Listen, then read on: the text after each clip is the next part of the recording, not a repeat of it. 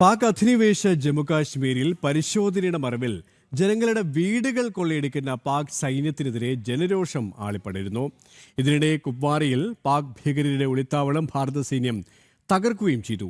സൈന്യം നടത്തിയ ആയുധവേട്ട മറച്ചുവെക്കാൻ പാകിസ്ഥാൻ സമൂഹമാധ്യമങ്ങളിലൂടെ നടത്തിയ വ്യാജ നുണപ്രചാരണവും ചിത്രങ്ങൾ സഹിതം ഭാരത കരസേന പൊളിച്ചടുക്കി.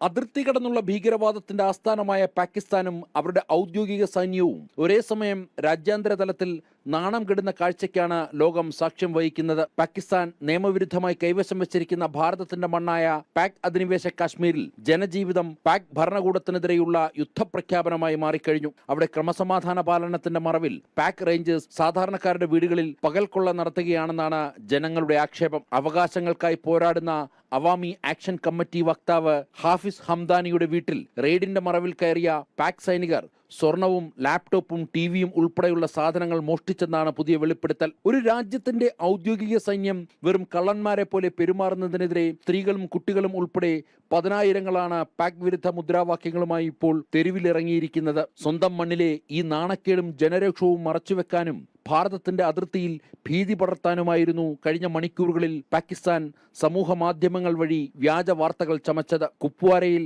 ഭീകരാക്രമണത്തിൽ 8 ഭാരത സൈനികർ കൊല്ലപ്പെട്ടു എന്ന രീതിയിൽ പഴയ ചിത്രങ്ങൾ ഉപയോഗിച്ച് പാകിസ്ഥാൻ നടത്തിയ വ്യാജ പ്രൊപ്പഗണ്ടയെ ഭാരത സൈന്യം ശക്തമായി പൊളിച്ചടുക്കി. കുപ്വാരയിലെ കെരാൻ സെക്ടറിൽ ഭാരത സൈന്യത്തിന്റെ ജാഗ്രതയിൽ തകർന്നടിഞ്ഞ തങ്ങളുടെ ഭീകരരുടെ പരാജയം മറയ്ക്കാനാണ് പാകിസ്ഥാൻ നുണക്കഥകൾ മെനഞ്ഞതെന്നാണ് സൈന്യം വ്യക്തമാക്കുന്നത്. കെരാൻ സെക്ടറിലെ ഭീകരരുടെ ഒളിത്താവളങ്ങൾ തകർത്ത ഭാരത സൈന്യം 5 അത്യാധുനിക AK-47 തോക്കുകൾ, മാരകശേഷിയുള്ള ഹാൻഡ് ഗ്രനേഡുകൾ, 100 കണക്കിന് വെടിയുണ്ടകൾ എന്നിവയടങ്ങുന്ന വൻ യുദ്ധ സാമഗ്രികളാണ് പിടിച്ചെടുത്തത്. അതിർത്തിയിൽ ഭാരതത്തിന്റെ ജവാന്മാരുടെ ഉരുക്കുമുഷ്ടിക്ക് മുന്നിൽ തോറ്റുകൊടുക്കുകയും സ്വന്തം അതിർത്തിക്കുള്ളിൽ ജനങ്ങളാൽ തുരത്തപ്പെടുകയും ചെയ്യുന്ന പാക് ഭരണകൂടത്തിന്റെ ദയനീയ ചിത്രമാണ് ഇതിലൂടെ വ്യക്തമാകുന്നത്. പാകിസ്ഥാന്റെ ഇത്തരം സൈബർ യുദ്ധമുറകളെ ഭാരതം തള്ളിക്കളയുമെന്നും അതിർത്തി പൂർണ്ണമായും സംരക്ഷിക്കുമെന്നുമാണ് പ്രതിരോധ മന്ത്രാലയം അറിയിച്ചത്. ജനം, ഡൽഹി.